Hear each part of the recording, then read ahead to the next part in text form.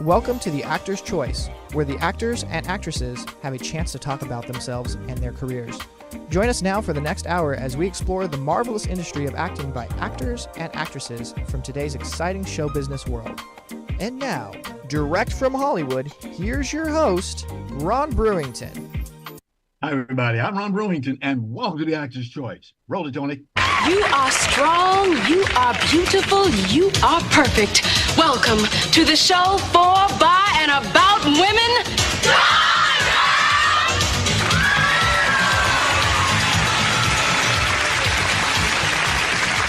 I'm your host, Shawanda Harvey. Many of you have read my book, Eve Stands Alone. In this book, I try to encourage women to be strong, independent, and unencumbered by the fetters of a... Ladies and gentlemen, my first guest today is a well-known veteran actress. When you hear her name, or better, you see her face, you know who she is. She's been a performer since childhood, ladies and gentlemen, when she studied theater, dance, voice, and what's that word? Pantomime. She went to college, where she graduated with honors on time. She later won the title of Miss Black Illinois before placing first runner-up in the Miss Black America pageant. I could go on and on and on and on talking about this lady, but she came here to talk to us. So, without further ado, ladies and gentlemen, please welcome Keymah. Now, say that 25 times, folks. Say that 25 times. Thank you so much for having me on your show. I'm so honored to be here. The feeling is mutual, as we say. As a bonus, you actually know how to pronounce my name, which is... Yeah, well, you practice. Ron Brewington. Happens all the time. How are you? I'm doing great. Welcome to the Actor's Choice. So tell us, where were you born? I was born in the lovely, windy city of Chicago, Illinois. Illinois, look at that picture. Look at that picture. Right there. That's my beautiful hometown. Oh, that's Hi, Chicago. Beautiful, beautiful, beautiful. What is it about that made you get into this business? You know, I don't remember not being in it. I have a vague memory of being very, very small, little. And we got a TV, which, you know, I'm sure people are like, what life was without a TV? What? But Jimmy Durante had a show on TV back in the 60s. And the TV got more attention than I got as the baby of the family. And I looked at the TV and I said, I can do whatever that thing can do. And I started doing impressions of Jimmy Durante and I got my attention back. And I never stopped. That's what I remember. My siblings tell a different story of earlier, but that's what I remember. Did Durante ever find out what you said just now? No, I don't know if he was alive still. My goodness. So coming to Hollywood, what was that like? Bizarre, very bizarre. I was doing theater in Chicago and a friend, Dwayne Kennedy, said, this guy's looking for characters to do a new TV show. And I said, okay, great. Call this casting director. I called and she said, yeah, we, come to this place and do 10 minutes. And I thought, a classical and a contemporary? She said, no, 10 minutes of your comedy routine. I said, great. Like, what have you got me into? She thinks I do comedy. So I went with all my friends from Mary Wong and prayed that I didn't look like the other actors there. Did some bits from high school that I polished up for the audition. Yes. And I suppose the rest is history. Well, I'll be blessed. 1984, you got your first IMDb job called The Imposter. Yes. That and just at different points in your career, different things are huge. And I remember that so well. Tony Geary and Billy D. Williams starred in that film. And I was a General Hospital fan, so it's like, wow. Now, did I ever see them? Maybe in passing, but I was an extra, which is what we were called back in those days. And I was replacing someone that was just jogging in the park. So I was jogger in the park replacement. And the family all gathered around to watch this movie. And I said, it's coming up. I'll be the blur in blue. And it was like I had won some international award. Like, we saw that blue. Yes, that was me. Oh, my goodness. You have a talent, lady, my dear. You do. Fast forward. I did a lot of extra work back in Chicago. Yeah. Yes, And ma'am. that led to other things, Uh-huh. including my getting into the union, because it Oh was yeah, through must. That's a must. doing background work that I got to be a a stand-in, and Yes. being a stand-in, I got to be a stunt double for none other than Darius McCrary when Yes. he was 10 years old, Mhm. and that put me in the union. I was holding up the number of stunt credits that you have. She has more, by the Yeah, yeah. way. My family said, okay, that's enough of that. That's That's enough. enough. But it was fun. Okay. Oh yeah. The year was 1990. Fast forward, then there you were with the Wayans brothers in that Yes. marvelous, crazy show in Living Color. Yes. And you would show Sharonda Harvey, and I'm wearing a head wrap. So gone girl. All Oh, right. Yeah, goodness, that goodness. that was a fantastic show. It was the kind I grew up watching Saturday Night Live. So Yes. that was the kind of show that I always wanted to do. And we had such freedom to just do anything. I would see a costume and I would say, okay, I got a character for that costume. And then I would go, okay, Kenny, look at this. You go, that's great. Do it again and in this other sketch. So it was terribly creative and such a wonderful crew of people that really set the bar high for me. Writers, directors, producers, and cast, just phenomenal company of people. This lady had 124 episodes on that show. Yeah, man, that's a lot of jobs, man. Yes. I noticed one thing as I was going through. You like to do those TV series. You like them. I do. I grew up watching TV, and so Yes. that's my thing. I like everything. Mm-hmm. And although people know me from television, I actually prefer theater, live theater. Uh-huh. But I love television because you can make a movie in a week in television, and there's no place else you can do that. Hmm. They let me see, Keenan Ivory Wayans, Jim Carrey, Kelly Crawford Park, Terrence Brown, David Allen Greer, Tommy Davidson. It just goes on and oh yeah, and one other, Takia Crystal Keymah. Yes. Lots of people came through that show. Lots of people, lots of people. I understand that in the middle of the fourth session, Keenan Ivory Wayans left the show. Anything to say about it? I missed him. I missed all of them. Yeah. And I never was privy to what happened, Okay. but I was under contract, so yes. Yeah. So I kept going, and the show kept going, and I think the show could have continued to go. Yes. I'm not sure, what happened with any of that. I was excited about Kenan doing a reboot a few years ago, and people were coming to me saying, what do you think? What do you think? And I was giving them a thumbs up. Yeah, you remind me of me. You remind me of Tommy. You got it. You got it. And then it never went. So I don't know what happened there either. Got you. A TV series moving on, 1996, called Cosby. Yes. Yes. You were on there for how many semesters? Oh yeah, 95 semesters. episodes. Yes, it was school. Don't get me wrong. It was I was on there for 4 semesters. And we did 98 shows. I appeared in 97 of them because I replaced another replacement. Oh, now I can't think of her name, Broadway star, but she has more Tonys, I think, than anyone else. Audra McDonald. She was the original daughter on Cosby. I could not tell you why they made a change, but Doug and I came after they had shot a few shows, and they put us into a couple of them. But there was one that they didn't reshoot that I wasn't in, but we had 98 wonderful episodes, and I had lovely parents for 4 years and thereafter. Gotcha. So it was, and you talk about people coming through. Yes. Wow. Stars, people just came to hang out. Friends of Dr. Cosby's just came to hang out. I remember this one time, they were all nice to me because I was his daughter. So I met this guy, and Dr. Cosby says, "Did you meet Mr. So-and-so?" I go, yeah, I met him. Oh, no, I can't think of his name. But I nice man. I thought it was one of his school chums because he had school friends that came in. So I came home, I was playing records, and it's like, oh my God, that was jazz great so-and-so. That was, Nobel Peace Prize so-and-so. Yes. Wow. So that was a great time, and I learned so much. Wow.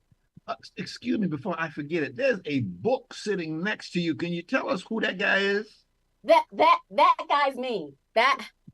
That's my newest book, Cycle of Love, 28 Days of Organization, Rejuvenation, and Meditation for Inspired Self-Care. And I actually wrote it many, many years ago, not to print and share with the public, but to make one copy for my grandmother. Yes. I lived the book with her and never printed it. And a few years ago, a friend said, that sounds like something I could use. That sounds like something everyone can use. You should print it. So I updated it, took out all the personal references, took out all of the Chicago, go to Racine and do this, and put in some things for the opposite. It was written for a retiree, but I added things for people who are just too busy and need to stop and woosah. How can we get the book? How can we get it? You go to Takeyah.com. That's TKEYAH.com.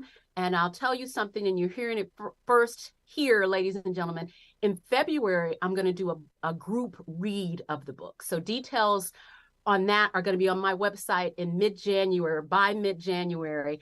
But we're going to do a group read, and the people who sign up for that are going to get weekly chats with me about how it's going with their journey, because February is 28 days and the book is 28 days. And do I have time to read something from the book? Right. Okay. This is one of the meditations that are in the back of the book. Pretty pictures and all that. Here we go. I just picked a day. This gracious morning has offered me the benevolence of a sensitive new day. I carefully contemplate how I will repay the favor.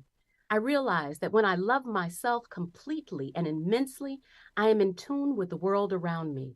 I feel the struggles of my loved ones, of his or her sorrows. I listen with an open heart. I do not judge or measure their predicaments, but go eagerly to offer help. I give for the sake of giving, remembering how often I have been blessed with a kindness. Having learned the true value of karma, I endeavor to bombard the universe with positive energy. I am a sensitive, caring, and helpful person surrounded by love. Everything I do today will reflect those qualities. Yay! Thank you. Again, tell people how can you get a hold of that book, please. You can order a copy of Cycle of Love at my website, Takeyah.com. That's TKEYAH.com. And you can get my other books, Some of My Best Friends. That is the book version of my award-winning show of the same title, also from that website. Okay. We got 2 more minutes left, but I got to show some things. Can you give me number 16, D, Tony? This is something that you did a stage play for called 6888. So I love this show so much. This past spring, is it still this year? Yes. This past spring, I co-directed it at Winston-Salem State University. And I love the show so much because I'm very picky. If there's certain words in the show, it's out. Gotcha. So the author befriended me, and then when she decided to put it up herself, I stepped in and played the wonderful. It's based on a real woman who, in her 20s, took command of this unit, the first Black WACs that went overseas, and they gave them a job that they thought they would fail at. And they succeeded in record time. So I love the show. It was a wonderful experience. It's marvelous what you did. But you also, we run out of time. You did also Keeping in Mind the Starting of the New Year. You put that one out, didn't you? What is this? Tony, can you put that one up on the screen? Because it's something that, there you go. That's one of my crystal quotes. Yes. So I'm always talking. I can't stop talking. So I started to put some of my words in a little pretty design. I'd put up a crystal quote today, but that's one of the crystal quotes that my Instagram page was banished last year. So I just started a new Instagram page. Please follow me. It's my whole name, Takeyah Crystal Keymah, at Instagram. And I've just put a new crystal quote out today. They're just positive sayings. I'm going to start sharing a little bit more of my book in them as well. But it's when I start the new year, just like every week, it's a new start to be good again. Every day is a new beginning, and yesterday only matters if you did something good. and if you didn't, today's a new day where you can do good, be good, inspire. Ladies and gentlemen, I'm about to tell you something. Get ready for this one. There's something what you should have in your hands right now is this, one of these things. There's a Uh-oh. picture that I found on you, and you know which one that is. I do. Can you put that up for us? Number 19 there. Oh, I'm sorry, 18, 18, 18, 18. Oh, no, we'll come back. We'll come back to that. There it is. Who is that? That's me with my precious grandmother when I was taking care of her as she took care of me. At the beginning of my life, she allowed me to repay the favor by allowing me to take care of her at the end of her life. And that's me and her in my living room. I was doing a photo shoot that day. And so I asked the helper, I said, get her dressed. And pink's not really my color. If the AKA's out there, I know they're grinning. But, but but it was something that we had that could match. And she loved the whole photo shoot. And she just got kind of quiet. I said, and my brother, Vince, who's a fabulous photographer, took that picture. And I think that his love for both of us shows through in that image. I love that picture. Like I said, get one of these, folks. Yeah, yeah, you're something else. You are something else. Takia. We have waited a long time, my dear, to have you on our program. So glad that you did this. But here's the problem. You got to come back. I mean, we only give you 17 minutes. I would love to come back. I would very, very much love to come back anytime. So please do come back again. Yes, indeed. So, ladies and gentlemen, this is for you. Ladies and gentlemen, Takia Crystal Keymah. Bless you, my dear. Thank you so much. It was my honor. Thank you. I'd like to take a moment to pay honor and homage to actor Andre Braugher, star of Homicide: Life on the Street and Brooklyn 99. He passed on December 11th at the age of 61. May he rest in peace. And may we dedicate today's program in his name, Andre Braugher. This is the Actor's Choice. I'm your host. Well, get the Kleenex out, bro. This is the Actor's Choice. I'm your host, Ron Brewington. Roll it, Tony. Ladies and gentlemen, we'd like to, it's that time again, Christmas giveaway. So here's what we got for you for this year. First prize, $50 Ralph gift card. Second prize, $25 Ralph's gift card. And bonus chance, $25 Ralph gift card. It doesn't need, don't not think about it. Who doesn't need a little help with buying groceries? You can't win if you don't enter. We always say that. Just enter on our website once a day from December 16th, which just started, through December 21st. And the winners will be announced on Friday, December 22nd. That's 2023. Again, Friday, December 22nd is when it ends. Don't wait for late. Come on and throw it in there. Throw it in there if you can. As quick and fast as you can, okay? Here's the link, www.actorschoice.la.org/Christmas giveaway 2023. That's www.actorschoice.la.org Christmas giveaway 2023. Okay. For more information, go to the Actors Choice website for full contest rules. Okay. And good luck for everybody. And happy holiday to you also. Roll it, Tony. Okay, here's my favorite one. We always like to do this one. I'd like to let you know, ladies and gentlemen, we're asking the Actors Choice Squad to help us get former baseball player Curt Flood into the Baseball Hall of Fame. Now, Curt passed away January 20th, 1997. Husband of one of our wonderful guests, a good friend of mine, renowned actress Judy Pace. Call us at our office, 213-349-3941. That's 213-349-3941. Okay? We sincerely thank each and every one of you, ladies and gentlemen, for being a part of this magnificent award for a great baseball player. Okay? Roll it, Tony. Ladies and gentlemen, my next guest today is an esteemed visionary and dynamic force in media, entertainment, and business. Now, she boasts at over 2 decades of unmatched expertise. So who is she? Ladies and gentlemen, she's the president of the Southern California Hollywood Black Chamber of Commerce and has made an indelible mark in the industry and has become a pivotal advocate for businesses and individuals seeking to thrive. Ladies and gentlemen, please welcome Eva Patterson. Eva Patterson, how are you? Look at you sitting in that red. And are you in your car by now? I am. I'm traveling, so I had to stop just to make sure I got on here with you. Looking fine, my dear. Looking good like a sister should. It's wonderful having you. Welcome to our show. Let's start with, where were you born? I I was born by the About the river. river. Go on, girl. No, I was born in California, of Uh-huh. course. So I'm by way of California. Yes, ma'am. As a child, we moved to Columbus, Ohio. So I grew up there partially. So East Coast and West Coast. Okay. All right. So let's get right to it. Define the purpose and function of the Black Hollywood Chamber of Commerce. So the Black Chamber, basically, we're a resource center. So we offer things that anything you can think of for your business, education. We do contract bids information. We have the membership directories. We do referrals. So people contact us for services, and we contact our members that can offer those services to these different businesses out in the community. Wow, sounds nice. When did this event or this organization come into existence? How long has it been in there?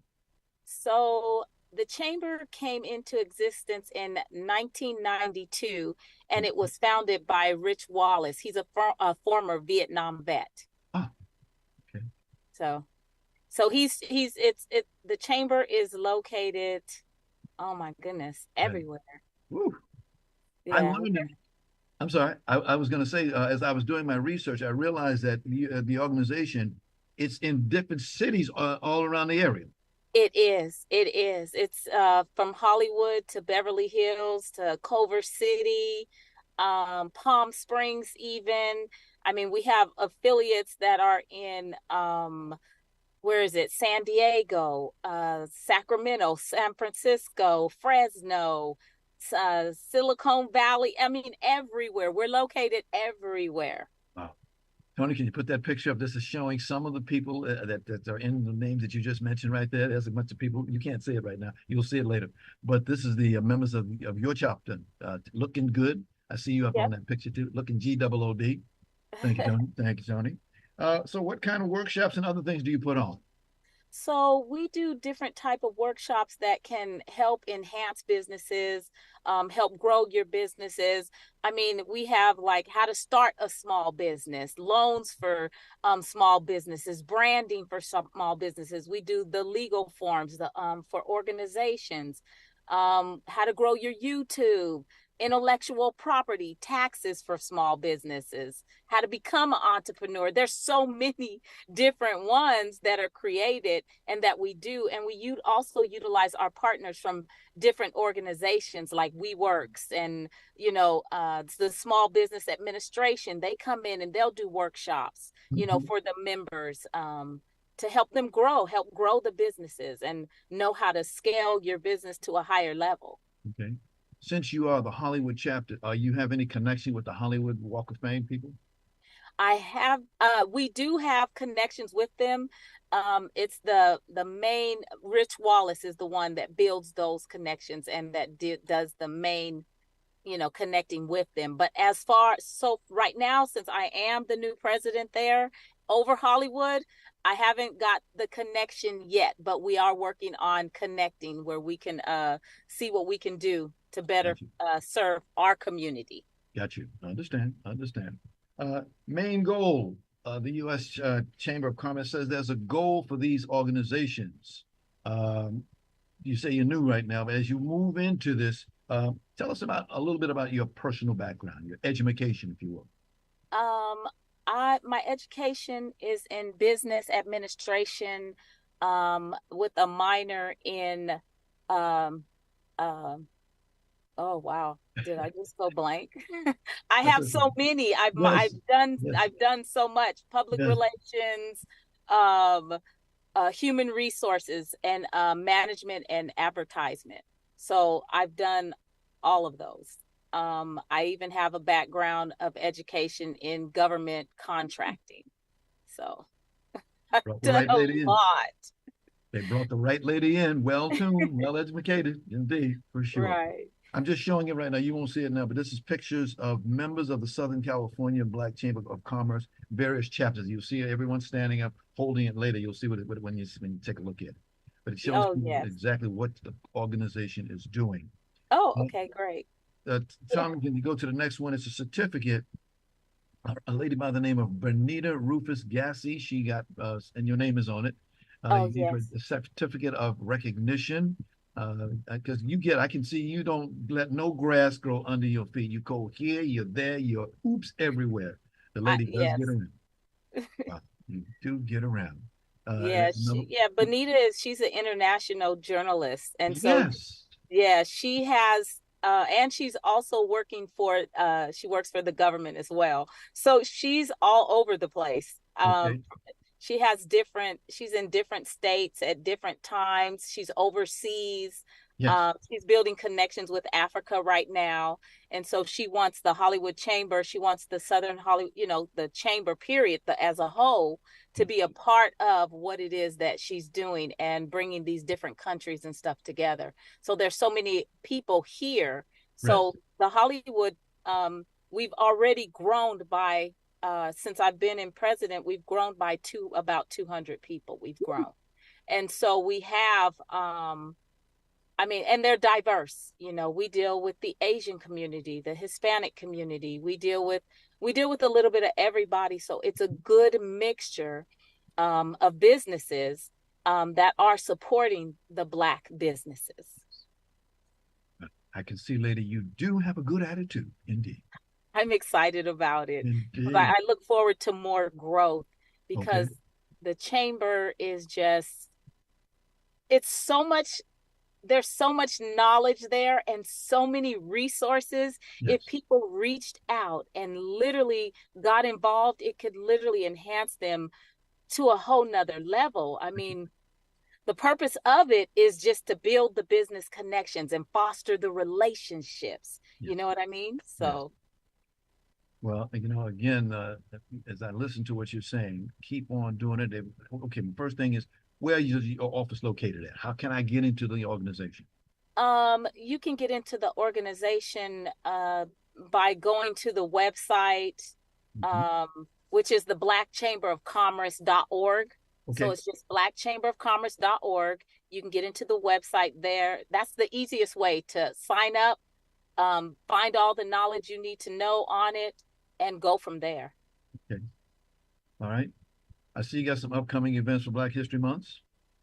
Yep, we have several Black history events coming up. Every chapter does something during Black History Month.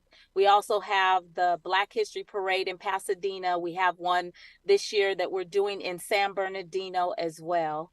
And then we always have a celebrity golf classic. There's so much that we do that we encourage everyone, members and non-members, to be a part of because it helps build the communities. Excellent. I'm getting ready to show a recent event that's where I first met you when we were over there in Santa Monica, the chamber mixer that you had. Oh, yes. That was one of them. Oh, that was delicious. You had foods, you had people meeting with each other, handing out business cards, just the thing that you do when you come into an environment like that. And that was one of our smaller mixers because we had a conference and acquisition going on. And at the conference and acquisition, that's where everybody basically was. So I went on and held a smaller mixer just for those who were unable to make it to the conference. Okay. So when is the next event coming up that people can sign up for, find out about? The next, so because we're one unit, we encourage everybody to come out to all the different mixers. So you'll have a mixer every day of the week, once a month. Okay. So each chapter has their own mixers. The next mixer for Hollywood won't be until February. Okay. Sounds good. Well, Eva, I want to thank you very much for being here and sharing that information of your organization has developed. I know there are persons out there who are interested in the Hollywood Black Chamber of Commerce, so please, a contact number, if you would. Contact number is 888-466-7408. Again, thank you. Continued success with your organization. Indeed. Exactly. Thank you so much for having us. My pleasure. Ladies and gentlemen, Eva Patterson. This is the Access Choice. I'm your host, Ron Brewington. Roll it, Tony.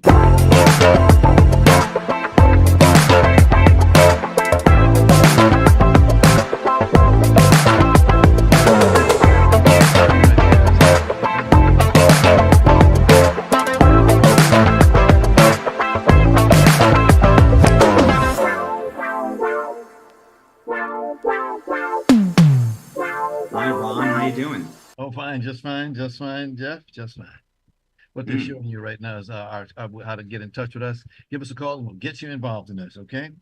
Ladies and gentlemen, Mm. we're happy and proud to have a multi-award winning producer, director specializing in feature-length social issues, the documentaries, excuse me, here today. Now, his feature films have been screened worldwide, both theatrically and through broadcasters, including Netflix, Amazon, Apple TV, and CNN.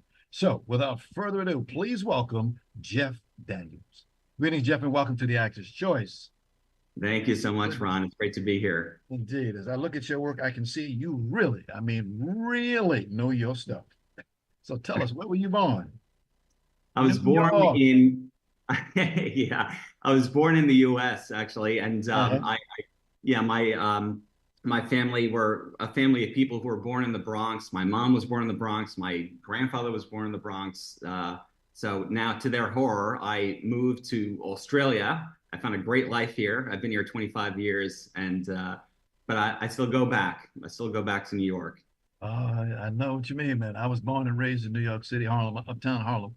But Yeah. I love me some food down there. I mean, you go downtown on Broadway, you can smell grease. You know, it's wonderful to be there. It was there.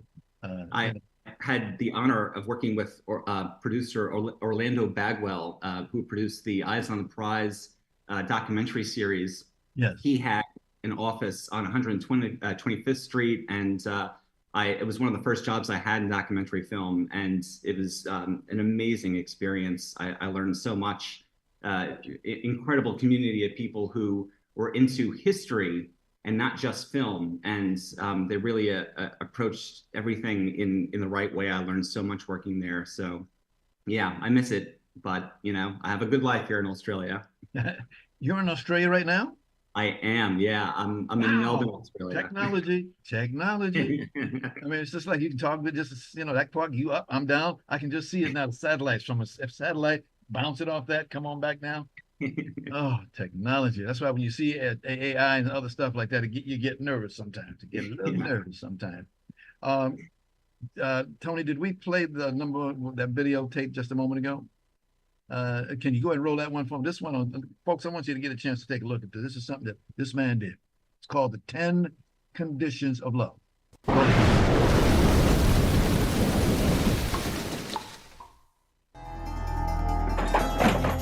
This is Rebia Kadir, once the richest woman in China, twice nominated for a Nobel Prize.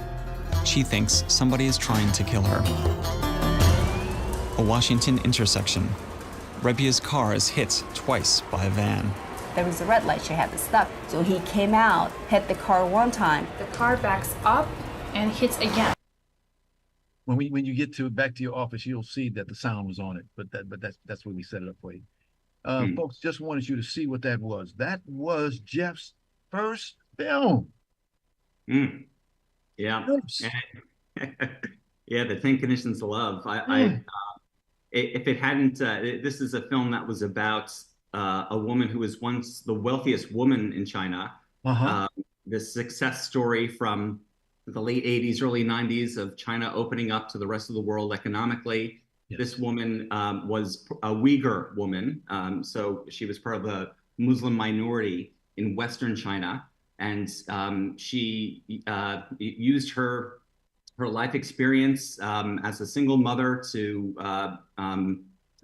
become one of the most influential people and women in China, and use that influence to speak out against the treatment of her people, their arbitrary detainment and imprisonment, the fact that they couldn't practice their own religion or learn their own language.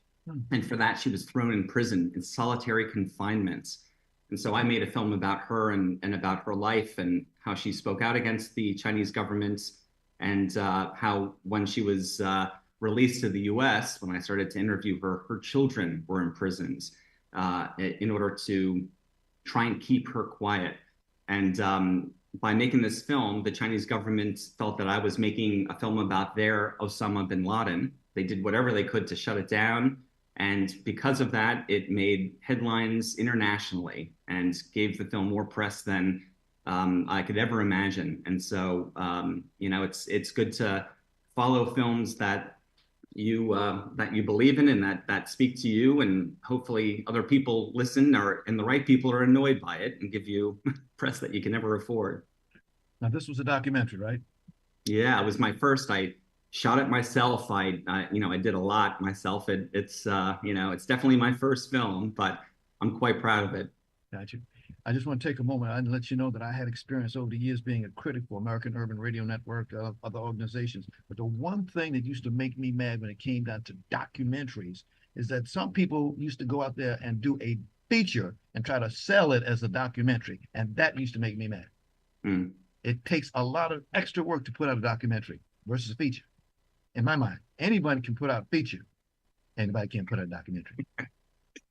Well, I mean, in some ways, it's easier to make a documentary because all you really need is a camera and the will and the patience to kind of get out there. Yes. It's I think the problem is that it's hard to get funding for it. It's hard to pay yourself for it as Yes, well. it is. Yes. So that's the risk that way about it. Yeah. Yeah, risk is high, but it's extremely rewarding. I've met incredible people my entire life. I've collaborated with great people, and I never regret getting into documentary film. It's something I never want to stop doing.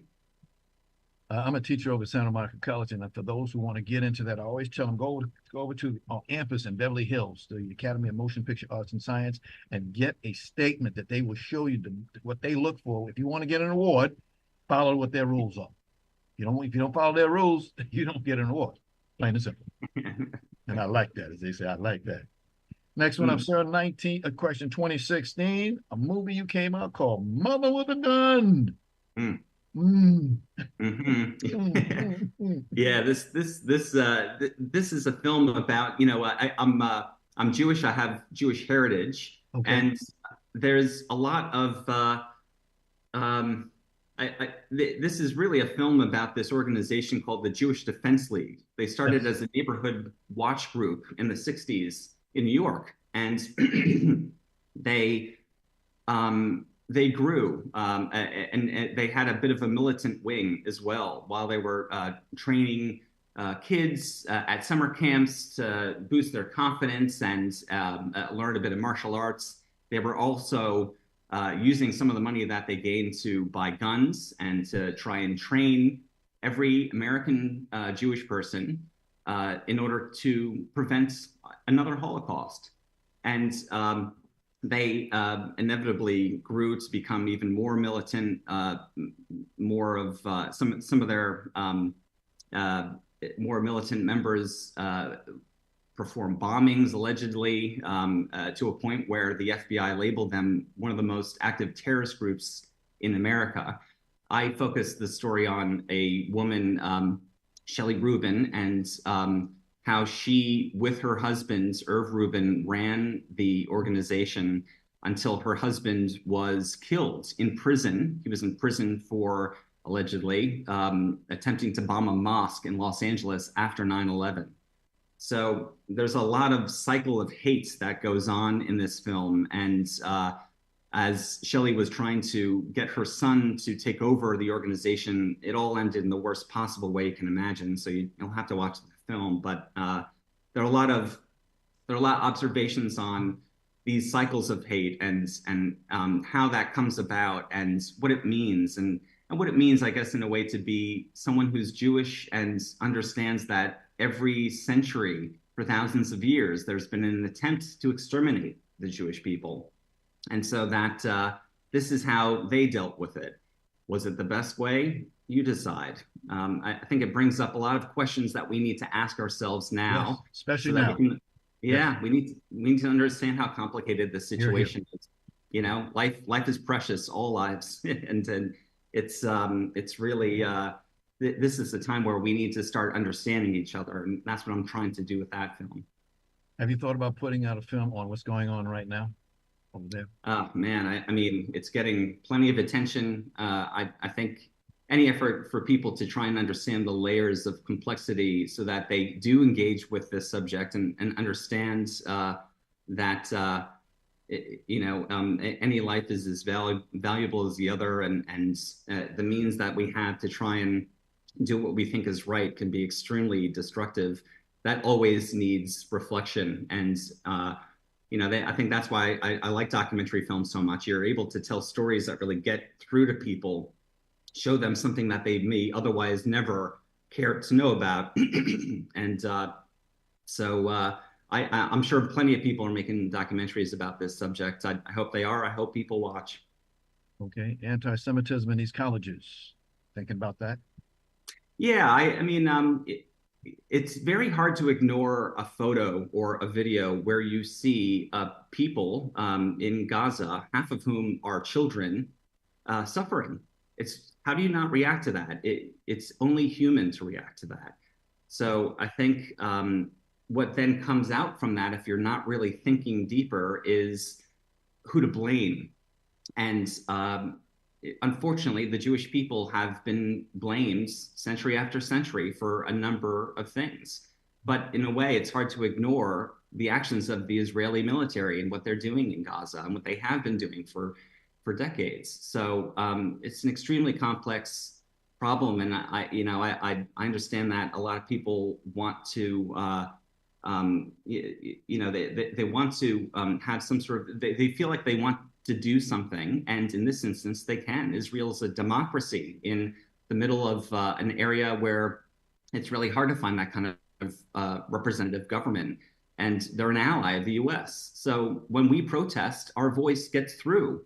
The amount of money and funding and support that we may send Israel actually does help to affect how they respond to issues like this.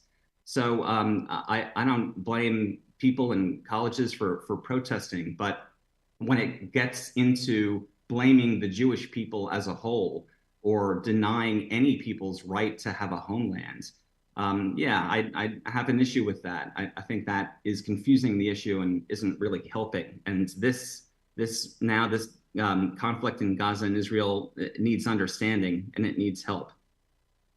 Thank you, Joe. Thank you. Next up that we have a little event, if you will, television event. Television event. Tell us about that, please, sir. This film has been rattling around in my head for years. I worked on, I remember seeing The Day After this. Did you see The Day After when it came out in 1983? Yes, I did. Yes. Yeah, I was 5 years old when it came out, and it scared. I was going to ask you about that when we get to Yeah. 20 years ago. Yes. Really scared. I think luckily my family had the sense to put me to bed before that iconic bombing sequence so that I wasn't completely scarred. But there were posters everywhere. On the bus stop to go to school, I'd see advertisements with mushroom clouds and skulls, and it was horrifying. So I got the point. I got the picture. I knew what was about to happen, even though I didn't see it all. But I think it's significant that you have so many people watching the same thing at the same time. And I guess reflecting on that later in life, as a filmmaker, I just thought, how did this get made? This was made by ABC, soon to be owned by Disney. It was a family-friendly network that gave us The Love Boat and Fantasy Islands and Happy Days. How are they going to drop a nuclear apocalypse on the American living room? Yes. So when I got into that, I met Nicholas Meyer, and I met a whole bunch of other people who were extremely passionate and who felt they wanted to do something meaningful, more meaningful than they had done in their careers. And they wanted to use television to do that. And I just thought, oh, this is going to be great. How is this going to be possible? Creatives who want to save the world, network executives who want to get the biggest ratings possible. What's going to happen here? What happened was a great story. We just happen to have a small clip. Roll it, Tony.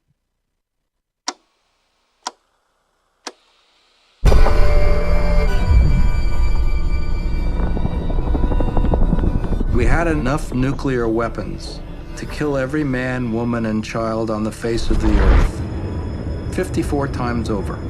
54 times over. 1983 was the coldest part of the Cold War, at least since the Cuban Missile Crisis. I was thinking if I just made a movie show. You do good work, sir. You do good. Thank you. Tony, can you put up the next one? This is where Jeff is down there at the Tribeca Film Festival screening his television event. Won overwhelmingly, ladies and gentlemen, critical acclaim. Has since won multiple awards internationally. That young man you see standing there, ladies and gentlemen. Right. Yeah, it's great to get this kind of recognition, especially after COVID. A lot of filmmakers didn't get their films shown during that time. My film was due to premiere at Tribeca in March of 2020. Yes. So, of course, that film festival and many other film festivals had to close at that time. So I had to wait a year and a half, actually, until I was able to finally show my film to friends and family in New York. In Tribeca, they were committed to in-person screenings, so they were all outdoors, and that was a great thrill. But it was a tough time during COVID trying to get your film out there. But I was able to have a very proud moment and finally get the film going and shown, and it's still showing. It has legs. I'm very proud of it. Well, guess what? We're going to show another clip of it too. Also, roll it, Tony. It's good looking stuff out there. That's really hard to watch. That may have been the first and last time a serious conversation about the danger of nuclear war happened in front of the entire American public. We saw our community destroyed this evening. We saw all the nightmares come true. I'm not going to argue with the fact that the movie changed history.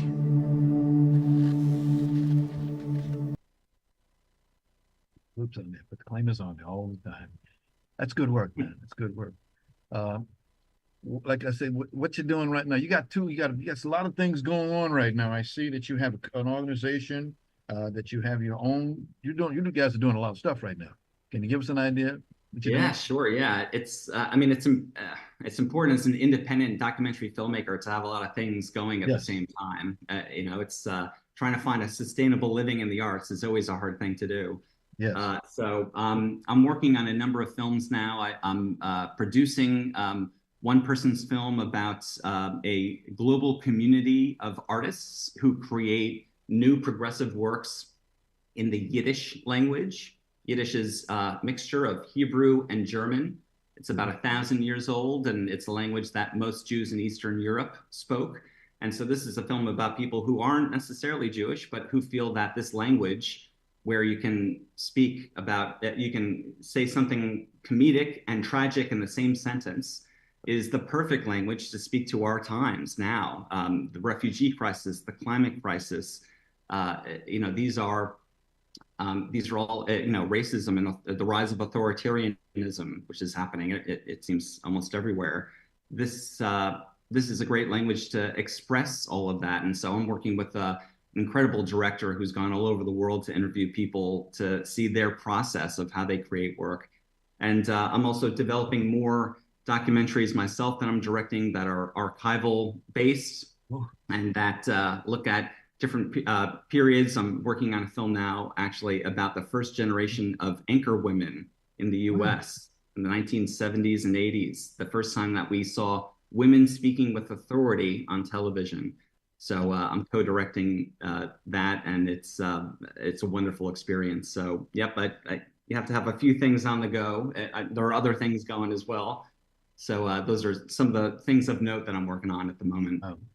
As I'm listening to the work that you do, I hear what they call what you do, a filmmaker, a storyteller. You get these, it's just a guy doing a film, but look what he does and how he does it. Jeff, we've run out of time. I'd love to get you back again. I want to thank you for being here today. And I can't forget you, a good friend of mine and your friend, publicist Eileen Proctor. That's my lady of a long, long time who made it possible for you to be here today. Want to thank you with the upcoming holidays. Go back to work and give us some more excellent work. Please come back to us again. We'd like to see what you're doing.